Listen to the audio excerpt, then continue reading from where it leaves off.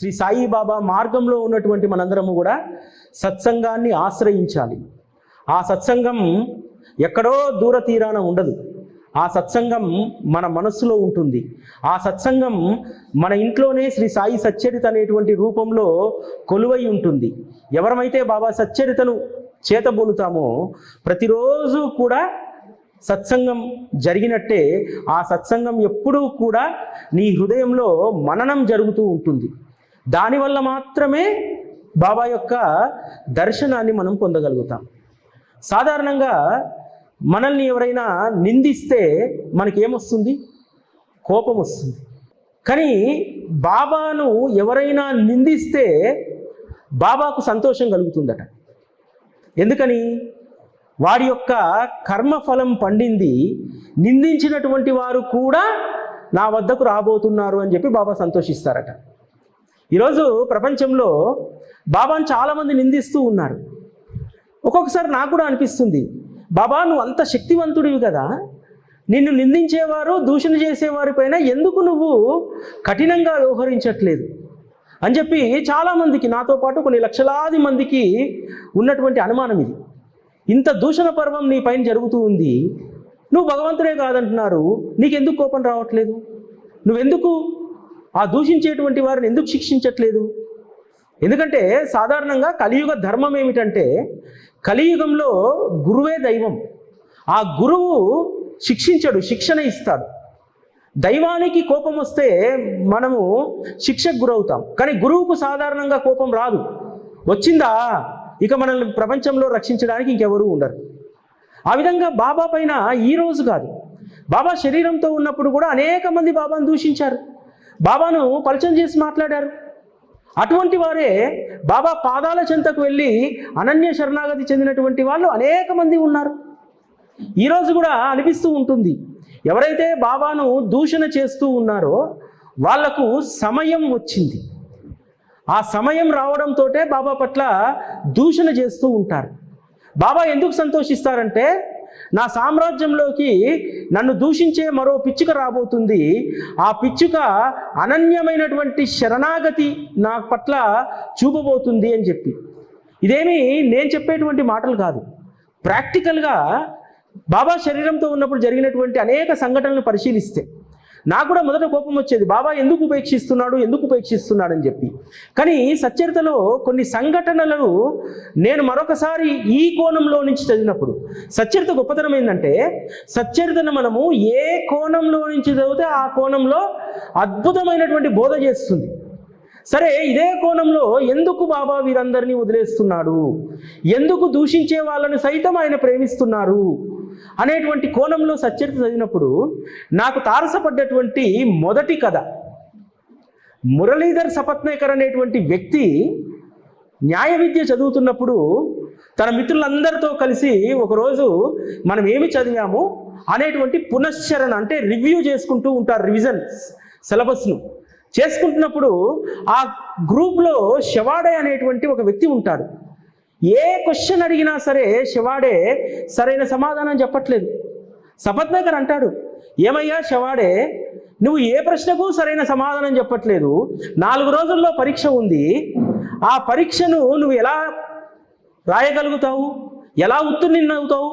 అందరూ కూడా అడిగిన ప్రశ్నల్లో కనీసం 70% 80%కు సమాధానాలు చెప్తున్నారు, నువ్వేమో ఒక్క ప్రశ్నకు సరైన సమాధానం చెప్పట్లేదు అని అంటారు. నేను ఈ సంవత్సరం ఉత్తీర్ణుని కాదు, ఈ సంవత్సరము నేను ఉత్తీర్ణుని కాను. ఎందుకనంటే నాకు సాయిబాబా చెప్పారు, వచ్చే సంవత్సరం ప్రయత్నం చేయి, తప్పకుండా నువ్వు ఉత్తీర్ణుడు అవుతావు అని చెప్పారు అని అంటే షవాడే నవ్వుతాడు. ఏమయ్యా, షిరిడీలో ఉన్నటువంటి ఒక ఫకీర్ చెప్పింది వాస్తవం అవుతుందా? సొంతంగా చదవాలి, ప్రతిభను సంపాదించాలి, ప్రతిభ సంపాదించిన తరువాత నీవు పరీక్ష రాస్తావు, అప్పుడు ఉత్తీర్ణుడవుతావు. ఒక సాధువు చెప్పినంత మాత్రం నువ్వు పరీక్ష రాయగలుగుతావా? లేదు, నాకు నమ్మకం ఉంది, ఖచ్చితంగా వచ్చే సంవత్సరం నేను ఉత్తీర్ణుని అవుతాను, నేను పరీక్ష రాసేటువంటి సమయానికి తప్పకుండా బాబా నాకు సహకారాన్ని అందిస్తారు అని చెప్తాడు. అతని యొక్క విశ్వాసాన్ని పరిహాసం చేస్తాడు సపత్నేకర్. ఇవన్నీ కూడా ఫలాయనవాదానికి సంబంధించినటువంటివి. ఎవరి ప్రతిభను వాళ్ళే పెంచుకోవాలి, ఒక సాధువు వచ్చి నీ ప్రతిభను పెంచడం ఏమిటి, పరీక్షలో సహాయం చేయడం ఏంటి అని అంటారు. అట్లా కాలం గడిచిపోతుంది. విద్యార్థిగా ఉన్నటువంటి సపత్నేకర్ పెద్ద వకీల్ అవుతాడు. ఒక అక్కల్కోట్లో ప్రాక్టీస్ చేస్తూ ఉంటారు. అటువంటి సందర్భంలో ఒక విషాదం ఏర్పడుతుంది జీవితంలో. చాలా కాలం తర్వాత పుట్టినటువంటి కొడుకు మృత్యువాత పడతాడు. పడితే ఆ డిప్రెషన్ నుంచి బయటపడడానికి అనేక తీర్థయాత్రలు చేస్తాడు. కానీ తను ఆ డిప్రెషన్ నుంచి బయటపడలేకపోతాడు. మరలా సంతానం కూడా కలగట్లేదు. తన అన్నగారు చెప్తారు, నువ్వు ఇన్ని పుణ్యక్షేత్రాలు తిరిగావు కదా, ఒక్కసారి షిరిడీ వెళ్ళి చూడు, నీకు అక్కడ మనశ్శాంతి లభించవచ్చు అని అంటే షిరిడీకి వెళ్ళి ద్వారకామయి మెట్లు ఎక్కుతూ ఉండగా బాబా ఇతన్ని ఇక్కడి నుంచి పంపించేయండి, ఇతనికి ద్వారకామయిలో అనుమతి లేదని చెప్పి బాబా దర్శనానికి కూడా అనుమతి ఇవ్వరు. దాంతో దుఃఖంతో మళ్ళీ తిరిగి వస్తాడు. వచ్చిన తర్వాత ఎందుకు నన్ను బాబా ద్వారకామయి మెట్లు ఎక్కనివ్వలేదు, అందరికీ అనుగ్రహం దక్కుతుంది అక్కడ, నాకెందుకు అనుగ్రహం దక్కట్లేదు అనేటువంటి బాధ మరీ ఎక్కువైపోయింది. కొడుకు మరణించినటువంటి దానికంటే కూడా తనకు బాబా ఎందుకు తనను దర్శనానికి అనుమతించలేదు అనేటువంటి బాధతో ఉండగా, ఎందుకంటే పశ్చాత్తాపడ్డటువంటి వాడికి తొందరగా అనుగ్రహం దొరుకుతుంది కదా, అది ఏ దైవానుగ్రహం అయినా సరే. పశ్చాత్తాపానికి మించినటువంటి ఇంకొకటి లేదు, దానితోటే దైవ అనుగ్రహం కలుగుతుంది. ఆ విధంగా బాబా మనస్సు కరిగి తన భార్య స్వప్నంలో బావి దగ్గర నీళ్లు తెచ్చుకుంటూ ఉంటే ఆవిడ, అమ్మ నేను నీళ్లు పట్టిస్తానని చెప్పి ఆ కుండని ఇవ్వమని అడిగితే ఆమె భయంతో పారిపోతుంది. ఆ స్వప్నం గురించి భర్తకు చెప్తే, ఆ సపత్నేకర్ వాళ్ళ అన్నగారికి చెప్తే, ఈసారి ఖచ్చితంగా బాబా నేను అనుగ్రహిస్తాడు, వెళ్ళు అని అంటారు. వెళ్ళిన తర్వాత బాబా ఒక మాట అంటారు, నేను మంది బిడ్డలను చంపేవాడిలా కనిపిస్తున్నానా? ఎందుకంటే అక్కడికి వచ్చే కంటే ముందు మళ్ళొకసారి గుర్తొస్తుంది, సపత్నేకర్కు తను విద్యార్థి దశలో ఉన్నప్పుడు షవాడేను విమర్శించాడు కదా, బాబా ఏం సహాయం చేస్తాడు, బాబా ఏం చేస్తాడు అనేటువంటిది ఆ విమర్శ గుర్తుకొస్తుంది.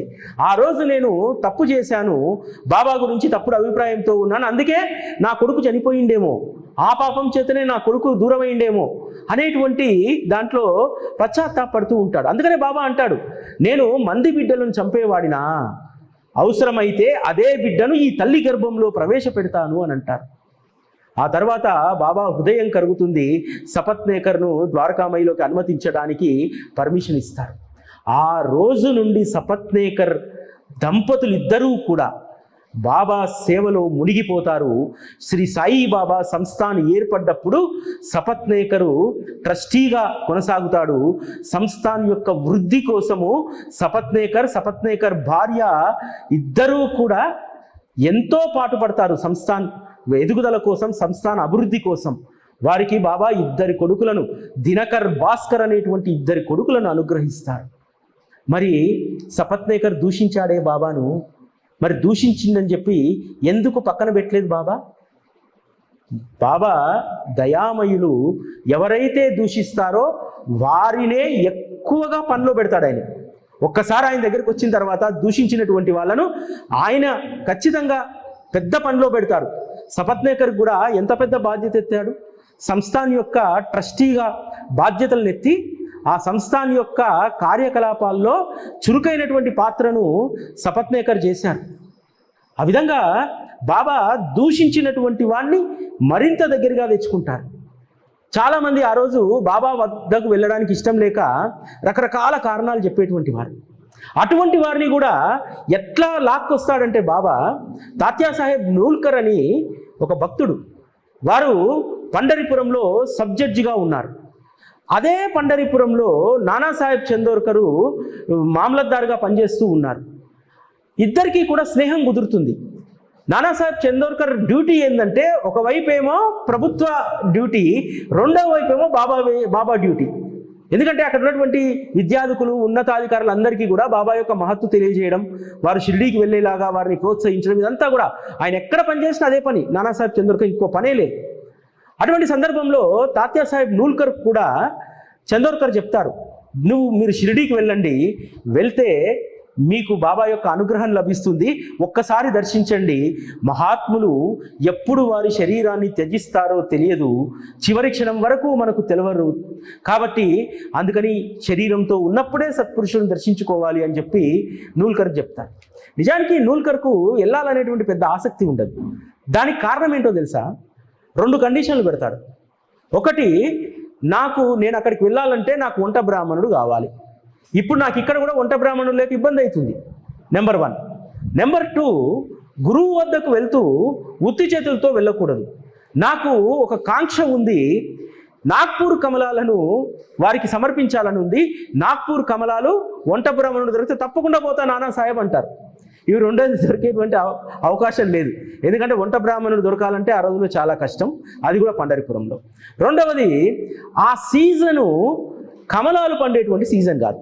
నాగ్పూర్ కమలాలు అన్ని సీజన్లో పండవు. కాబట్టి ఈ 2 దొరకవు. ఎందుకంటే ఎగ్గొట్టడానికి ఇవన్నీ కూడా సాకులు అన్నమాట. కానీ ఏం జరుగుతుంది, తెల్లవారి నానాసాహెబ్ దగ్గరికి, వారు మమలద్దారు కాబట్టి ఒక బ్రాహ్మణుడు వస్తాడు. వచ్చి పెన్షన్ కోసం అర్జీ పెట్టుకుంటాడు. అర్జీ పెట్టుకుంటే అడుగుతాడు, నీ వృత్తి ఏమిటంటే వంట బ్రాహ్మణుణ్ణి అంటాడు. సరే, ఇప్పుడు నువ్వు ఎక్కడ చేస్తున్నావు అంటే ఇప్పుడు ఎక్కడా చేయట్లేదు. సరే, ఈ ఊరిలో మున్సబ్ గారు ఉన్నారు, సబ్ జడ్జి, వెళ్ళి అక్కడ నువ్వు చేరిపో అని చెప్పి అక్కడికి పంపిస్తాడు. నెంబర్ 1, వంట బ్రాహ్మణుడు దొరికేస్తాడు. నెంబర్ 2, నాగ్పూర్ కమలాలు కావాలి. పండర్పూర్కు నాగ్పూర్కు చాలా దూరం కాబట్టి అది సీజన్ కూడా కాదు. వీరు కోర్టులో ఉండగా ఆ రోజు ఒక కేసు విషయంలో వాదోపవాదనలు వింటున్నారు. ఆ సమయంలోనే పోస్ట్ ఆఫీస్ నుంచి ఒక పార్సిల్ వస్తుంది. కోర్టు గుమస్తా సంతకం పెట్టి ఆ పార్సిల్ తీసుకుంటాడు. ఆ పార్సిల్ ఇప్పి చూస్తే నాగ్పూర్ కమలాలు ఉంటాయి. పోస్ట్ ఆఫీస్లో ఫ్రమ్ అడ్రస్ లేకుండా తీసుకోరు.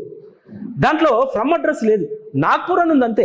ఎవరు పంపించారు, ఎలా పంపించారు తెలియదు. నాగ్పూర్ కమలాలు కూడా వచ్చాయి. ఇప్పుడు ఏం చేయాలిగా? షిరిడీకి పోక తప్పదు.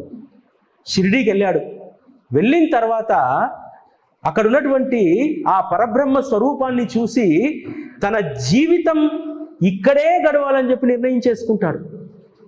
అంటే ఎవరైతే మొండికేస్తారో, మొండి వాదన చేస్తారో అటువంటి వారినే బాబా తొందరగా లాక్కొచ్చుకుంటారు. అదేవిధంగా బాబా పట్ల అన్యన్యమైనటువంటి భక్తి కుదిరిన తర్వాత ఏ చిన్న అవస్థ వచ్చినా, ఏ చిన్న సమస్య వచ్చినా తాత్యా సాహెబ్ నూల్కరు షిరిడీ కురుకొచ్చేవారు. ఒకరోజు తన కంటికి జబ్బు చేస్తుంది. జబ్బు చేస్తే జాల్నాలో ఉన్నటువంటి వైద్యుడి దగ్గరికి వెళ్ళి వైద్యం చేయించుకోమంటారు. కానీ తాత్యా సాహెబ్ నూల్కరు అక్కడ ఏమి వెళ్ళినా సరే ఆ మందులు ఏవి వేసుకోకుండా షిరిడీకి వస్తాడు. షిరిడీకి వస్తే బాబా నూల్కర్ని చూసి ఒక మాట అంటాడు, శ్యామ, నాకు నిన్నటి నుంచి విపరీతమైనటువంటి కళ్ళమంటలు, కళ్ళ వాపులు కూడా వస్తున్నాయి, నీరు కారిపోతుంది అని అంటారు. ఆ తర్వాత తెల్లారి అతని కంటి జబ్బు తగ్గిపోతుంది. ఈ విధంగా కంటి జబ్బు ఇక్కడ తగ్గింది. పండరీపురం కోర్టులో ఒక వాదన జరుగుతూ ఉంది. ఏం వాదన అంటే, అక్కడ ఒక తుంటరి లాయర్ ఒకడు ఉన్నాడు. అతను ఆ రోజు జడ్జి గారు రాలేదు కదా, కేసులన్నీ వాయిదా పడ్డాయి. జడ్జి గారు ఎందుకు రాలేదని అంటారు. జడ్జి గారికి కంటి జబ్బు చేసింది, షిరిడీకి వెళ్ళాడు సాయిబాబా దగ్గరికి అని చెప్పి. అరే, జడ్జి చదువుకున్నాడా లేకపోతే చదువుకోలేదా, జ్ఞానం ఉందా లేదా? కంటి జబ్బు వస్తే వైద్యం దగ్గరికి పోవాలి, కానీ ఆ సాధువు దగ్గరికి పోతే ఏమవుతుంది? అందులో ఆయన ఫకీరు, ఆయన ఏం చేస్తాడు అని చెప్పి బాబా పైన ఇష్టం వచ్చినట్టు నింద చేస్తాడు. అతనికి ఈ టైం వచ్చింది. ఒకరోజు షిరిడీకి వస్తాడు. వచ్చి బాబాకు పాద నమస్కారం చేసి పక్కన కూర్చుంటాడు. బాబా వేరే ఒక వ్యక్తి వైపు చూసి ఒక మాట అంటారు, వెధవలు నిందిస్తారు, మళ్ళీ వచ్చి కాళ్ళు పడతారు. అప్పుడు అర్థమవుతుంది, కొన్ని నెలల క్రితము పండరీపురం కోర్టులో నేను ఏదైతే అన్నానో సరాసరి అవే మాటలు బాబా చెప్పారు. ఇక్కడ బాబా ఎంతటి సర్వంతర్యామి అనేటువంటి విషయం అర్థమవుతుంది. అంటే ఎవరైతే వారిని నిందిస్తారో, ఎవరైతే వారి పట్ల వేరే రకమైనటువంటి అభిప్రాయాన్ని కలిగి ఉంటారో వారందరి అభిప్రాయాలను చెరిపేస్తారు బాబా. కోపర్గావ్ ఆ రోజు ఎవరు రావాలన్నా కోపర్గావ్ స్టేషన్లో దిగాలి. కోపర్గావ్ స్టేషన్లో స్టేషన్ మాస్టర్ ఉండేవాడు. ఎందుకో తెలియదు, ఎప్పుడూ బాబాను దర్శించలేదు. ఎప్పుడూ కూడా బాబా పైన నింద చేస్తూ ఉన్నాడు. ఎవరైనా సరే రైలు దిగి వస్తే స్టేషన్ మాస్టర్గా టికెట్ చెక్ చేయాలి కదా, టికెట్ చెక్ చేస్తాడు. ఆ చెక్ చేయడం కాకుండా, ఎక్కడికి మీరు? కోపర్గావ్కి వచ్చాను, బంధువుల వివాహం, రైట్, చాలు వెళ్ళిపో. మీరెక్కడికి? మేము షిర్డీకి వెళ్ళాలి, సాయిబాబాను దర్శించుకోవాలి. ఓహో, బాగా తెచ్చావా డబ్బు? పో, దోసుకుంటాడు, పో, మొత్తం దోసుకుంటాడు, మళ్ళీ వచ్చేటప్పుడు అడుక్కొని రావాలి నువ్వు అని చెప్పి వచ్చినటువంటి ప్రయాణికులను భయపెట్టించేటువంటి వారు. అట్లా కొంతమంది స్టేషన్ మాస్టర్ చెప్పినటువంటి విషయాన్ని విని మళ్ళీ ఆ రైలు ఎక్కి తిరిగి వెళ్ళిపోయేటువంటి వారు. కొద్దిమంది మాత్రమే వాడు ఎన్ని చెప్పినా షిర్డీకి వచ్చేటువంటి వారు. ఇలా ఒకరోజు అతని స్నేహితుడు ఒకరు పూణే నుంచి వస్తాడు బాబాను దర్శించుకోవాలని. ఆ స్నేహితుడు కూడా ఇట్లే నూరిపోస్తాడు. కానీ ఆ స్నేహితుడు అస్సలు ఆ ప్రభావానికి లోనుగాడు. ఒక పని చెయ్యి, నువ్వు ఎప్పుడైనా బాబాను దర్శించావా, వెళ్ళావా, చూసావా? నువ్వు డబ్బు దోచుకోగా నువ్వు ఎప్పుడైనా గమనించావా? నీ దగ్గర ఎప్పుడైనా దోచుకున్నారా? మరి ఎందుకు? నువ్వు వస్తే కదా అనుభవం అవుతుంది, రా అని చెప్పి స్టేషన్ మాస్టర్ని పట్టుకొని షిర్డీకి వెళ్తాడు. వెళ్తే ఆ స్టేషన్ మాస్టరు వెళ్ళి బాబా పాదాలకు నమస్కరించి పక్కన కూర్చుంటాడు. బాబా ఒక మాట అంటాడు, అరే రే, బోర్లించిన కుండ భలే వచ్చిందే ఇక్కడికి, బోర్లించిన కుండ వచ్చిందని అంటారు ఆ మాస్టర్ని చూసి. ఎందుకు? వాడు అక్కడికి వచ్చి కూడా అదే అభిప్రాయంతో ఉన్నాడు. దర్శనం చేసుకుని కూడా అబ్బా ఈయన అందరి దగ్గర డబ్బులు తీసేసుకుంటాడు, అందరినీ అడ్జేసేస్తుంటాడు అనేటువంటి భావంతో కూర్చున్నాడు. కాబట్టి ఇక్కడికి వచ్చినా సరే వీడు బోర్లించిన కుండనే, కుండలో నింపుకోవాలంటే అది తెరిచిపెట్టాలి కదా. కాబట్టి వీడికి అర్థం కాదు అని చెప్పి అందుకనే బోర్లించిన కుండ ఇక్కడికి వచ్చింది అని అంటారు. తర్వాత అతని స్నేహితుడు చెప్తాడు, అరే నువ్వు ఇక్కడికి వచ్చి కూడా ఏమీ గ్రహించకుండా నీ మొండివాదంతో నువ్వే ఉన్నావు, అందుకనే బాబా నేను బోర్లించిన కుండ అన్నాడు. మిగతా వాళ్ళందరూ అక్కడ తెరుచుకున్నటువంటి కుండలు. వారి యొక్క మహత్తును గ్రహించాలంటే మనము వారి యొక్క దర్శనంతో పాటు వారి యొక్క తత్వాన్ని మనం ఇక్కడ గ్రహించాలి, వారి యొక్క దైవత్వాన్ని మనం అనుభవపూర్వకంగా తెలుసుకోవాలి అని చెప్తారు. ఆ విధంగా ఎవరైతే బాబాను నిందిస్తూ ఉంటారో వారి పట్ల ఎక్కువ ప్రేమను ఆయన కలిగి ఉంటారట. మూలే శాస్త్రి షిర్డీకి వస్తాడు. ఎందుకు వస్తాడు? బాపు సాహెబ్ బూటి గొప్ప ధనవంతుడు, అతనితో స్నేహం ఉంది, అతని మాట కాదని లేక వస్తాడు షిర్డీకి. వచ్చిన తర్వాత మనసులో అనుకుంటాడు, నేను అసలు బాబాకు పాద నమస్కారం చెయ్యను, వారికి నేను దక్షిణ కూడా ఇవ్వను. ఏదో బూటీ రమ్మంటున్నాడు కాబట్టి ఓ tourist, I'm not a devotee, I'm a tourist, కాబట్టి ఒక టూరిస్ట్గా వస్తాను పదా అని చెప్పి షిర్డీకి వచ్చాడు. వచ్చేటప్పుడు ఓ మనసులో అనుకొని ఉంటాడు, అరే బూటీ లాంటి వాడు పరమకోటీశ్వరుడు ఆ ఫకీర్ దగ్గర పోయి ఆ నేలపైన కూర్చుంటున్నాడేంటి, ఇంట్లో హారాం కుర్చీలో కూర్చొని ఊగులాడేటువంటి బూటీని చూశాను, మరలా ఇక్కడ నేలపైన కూర్చున్నటువంటి బూటీని చూస్తున్నాను, అరే ఇదేం విచిత్రం. ఈ సత్పురుషుని వద్ద వారి జాతక చక్రం ఏదో చాలా బాగున్నట్టుంది, ఎందుకంటే జ్యోతిష్యుడు, జాతక చక్రం బాగుంది, జాతక చక్రం బాగుంటేనే వారి యొక్క వైభవం పెరుగుతుంది కదా. సరే ఎట్లయినా సాయిబాబా చెయ్యి చూడాలి, హస్త సాముద్రికం అనుకుంటాడు. బాబా చెయ్యి చూడడానికి రకరకాలుగా నాటకాలు చేస్తూ ఉంటాడు. అందరికీ బాబా అరటి పండ్లు పంచుతూ ఇట్లా ఇస్తాడు. సరే ఇతనికి కూడా అరటి పండ్లు పంచుతూ ఇలా ఇస్తాడని చెప్పి చూస్తే బాబా అరటి పండుని ఇలా మూసి చేతిలో పెడతాడు. పెట్టి అతని వైపు చూస్తాడు. అతని వైపు చూస్తే ఆ చూపు ఎలా ఉంటుందంటే, అరే బేవకూఫ్, అఖిలాండ కోటి బ్రహ్మాండ నాయకుడి యొక్క హస్త సాముద్రికాన్ని చూడడానికి వచ్చావారా? ఈ లోకాన్ని పాలించేది, పరిపాలించేది, వీళ్ళందరినీ అనుగ్రహించేది నేనే, నా జాతకం చూస్తావా అన్నట్టు చూస్తాడట బాబా మూలే శాస్త్రి వైపు. ఆ విధంగా చూశాడు. హస్త సాముద్రికం ఇవ్వలేదు. సరే వెళ్ళాడు, నా పని నేను చేసుకుంటాను, నేను పొద్దున్నే లేచి అగ్నిహోత్రం చేసుకోవాలి, మడిగట్టుకొని పూజ చేసుకోవాలని చెప్పి పూజ చేసుకుంటూ ఉంటాడు. బూటీకి అంటాడు, ఆ నాసిక్ పండితుడు ఎక్కడున్నాడు పిలుచుకరండి అని అంటారు. బూటీ వెళ్ళి పిలిస్తే అయినా నాతోటే అవసరం, ఆయనకు నాకు రుణానుబంధమే లేదు, నేను ఆయన శిష్యుణ్ణి కాదు, నేను ఆల్రెడీ ఇంకొక గురువుకు శిష్యుణ్ణి, నేను ఎందుకు రావాలి అని చెప్పి ఆలోచిస్తారు. కానీ బూటీ పిలిచిన తర్వాత మర్యాద కోసం రావాలిగా పెద్ద మనిషి బూటీ. సరే అని వెళ్తాడు. వెళ్ళేసరికి హారతి జరుగుతూ ఉంటుంది. హారతి జరుగుతున్నటువంటి సమయంలో అందరూ నిల్చొని ఉంటే స్త్రీలేమో ద్వారకామై పైన నిల్చొని ఉంటారు హారతికి, పురుషులందరూ కింద నిల్చొని ఉంటారు. మెల్లిగా అందరినీ తోచుకుంటూ వెళ్ళేసరికి అక్కడ తన గురువైనటువంటి గురు గోలప్ స్వామి దర్శనమిస్తాడు. ఆశ్చర్యపోతాడు. గట్టిగా ఇంకా హారతి పాడేస్తూ ఉంటాడు. ఆశ్చర్యం వేస్తుంది. అందరికంటే ఉచ్చ స్థితిలో ఉచ్చ గొంతుతో పాడుతూ ఉంటారు. వెళ్ళి బాబా పాదాల పైన పడి బాబాకు దక్షిణ సమర్పిస్తాడు. అక్కడ ఉన్నటువంటి వాళ్ళకి ఆశ్చర్యం వేస్తుంది. ఎందుకంటే అంతకంటే ముందు అందరికీ చెప్పాడు, నేను బాబా పాదాలకు మొక్కను, వారికి దక్షిణ ఇవ్వను. మరి ఎందుకు? ఎందుకనంటే ఆల్రెడీ వారి యొక్క గురువు గోలప్ స్వామి సమాధి చెంది ఉన్నారు. అటువంటి గోలప్ స్వామి సాయిబాబా స్థానంలో ప్రత్యక్షమయ్యేసరికి అప్పుడు అనుభవం అవుతుంది, శ్రీ సాయిబాబాకు మా గురువు అయినటువంటి గురు గోలప్ స్వామికి ఏమాత్రం కూడా వ్యత్యాసం లేదు. గురువుల రూపాలు వేరు కావచ్చు, కానీ వారి ఆత్మలు ఒక్కటే అనేటువంటి సత్యాన్ని మూలే శాస్త్రి గమనిస్తాడు. ఎందుకంటే మూలే శాస్త్రి గొప్ప పండితుడు, అనేక పుస్తకాలను చదివాడు, శాస్త్రం తెలుసు, వేదాంగాలు చదివినటువంటి వాడు. కానీ ఒక్క విషయాన్ని గమనించలేకపోయాడు. గురువుల యొక్క రూపాలు వేరు కావచ్చు, కానీ ఆత్మలు ఒక్కటే, వారందరూ ఒకరే అనేటువంటి దాన్ని గ్రహించలేకపోయాడు. బాబా షిరిడీకి రప్పించి, నీకు ఇంత జ్ఞానం ఉన్నా, వేదాంగాలు చదివినా, నువ్వెంత పండితుడు అయినా సరే ఈ సత్యాన్ని గ్రహించకపోతే నీ జీవితం వ్యర్థం అనేటువంటి విషయాన్ని అక్కడ బాబా చెప్పడం జరిగింది.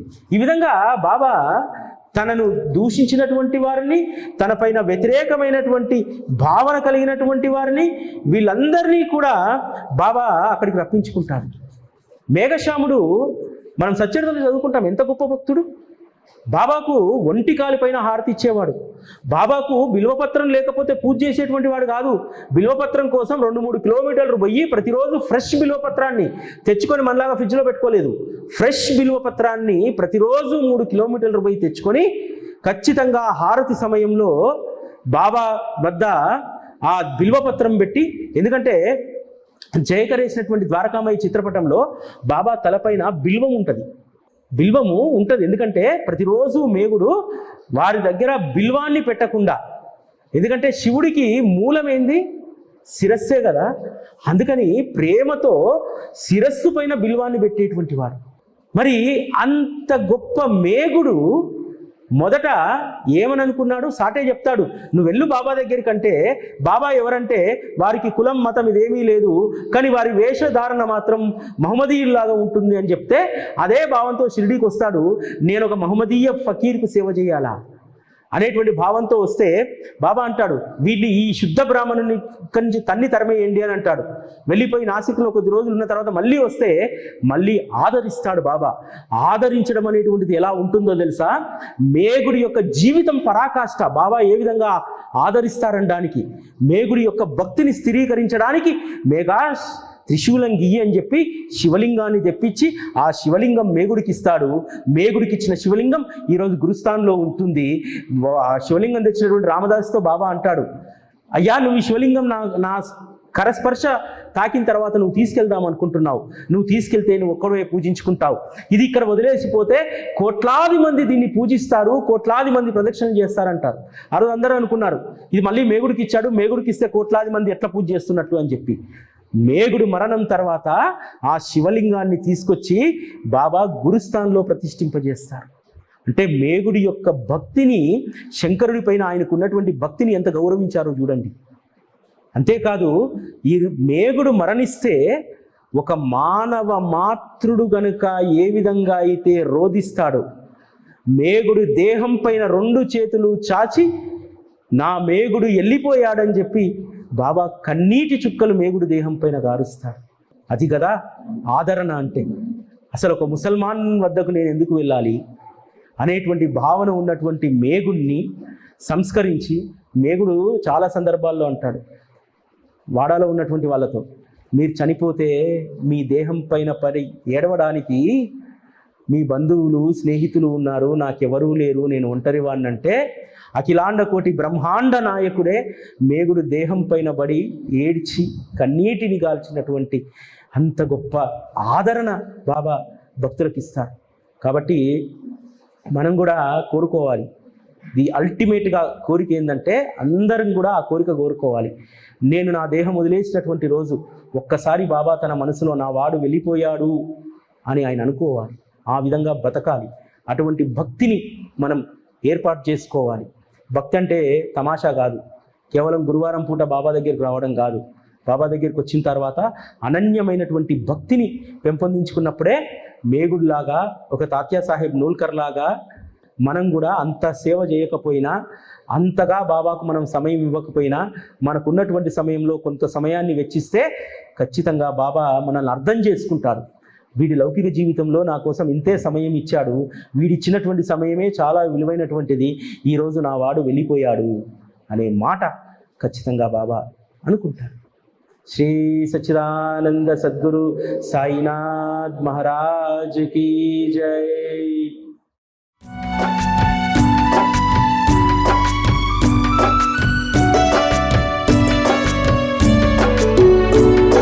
జ్ఞానహారతి జ్ఞాన జ్యోతుల హారతి, సాయి స్వరూపమా నీకు పూలహారతి, సచ్చరితం నీకు జ్ఞాన జ్యోతుల హారతి. జ్ఞానహారతి జ్ఞాన జ్యోతుల హారతి, సాయి స్వరూపమా నీకు పూలహారతి, సచ్చరితం నీకు జ్ఞాన జ్యోతుల హారతి.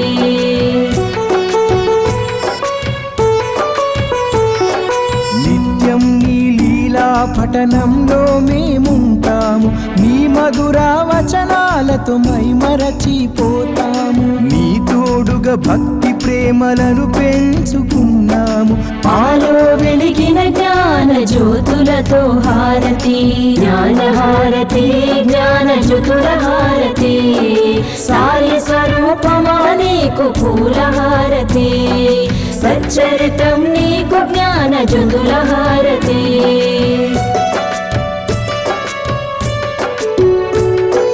సాయి ఆత్మను నీలో నింపుకుంటివి, తనివి తీర సాయిని దర్శింపజేస్తివి, కష్టాలను దుఃఖాలను తరిమి కొడితివి, దయగల తల్లి నీకు ప్రేమహారతి, జ్ఞానహారతి జ్ఞాన జ్యోతుల హారతి, సాయి స్వరూపమా నీకు పూలహారతి, సచ్చరితం నీకు జ్ఞాన జ్యోతుల హారతి.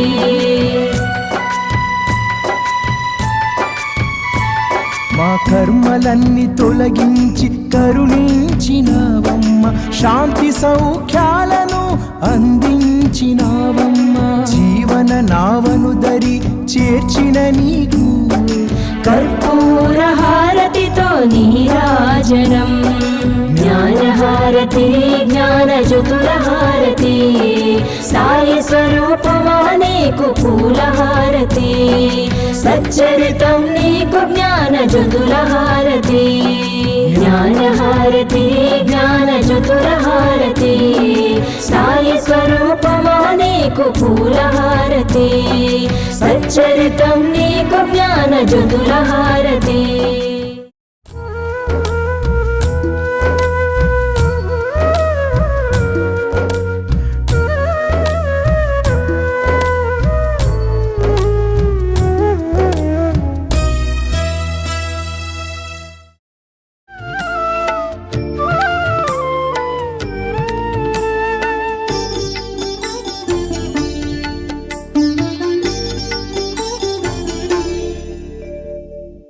యుగ యుగాల సాధనలో ఘోషించే శాస్త్రములు, కృతాయుగము తపస్సున, త్రేతాయుగము జ్ఞానమున, ద్వాపరంలో యజ్ఞమున, కలియుగమున దానము, దానములన్నింటిలోన అన్నదానమే మిన్నని ఓ సద్గురు సాయి, నా సర్వము నీవేలే ఓ సద్గురు సాయి, నా సర్వము నీవేలే.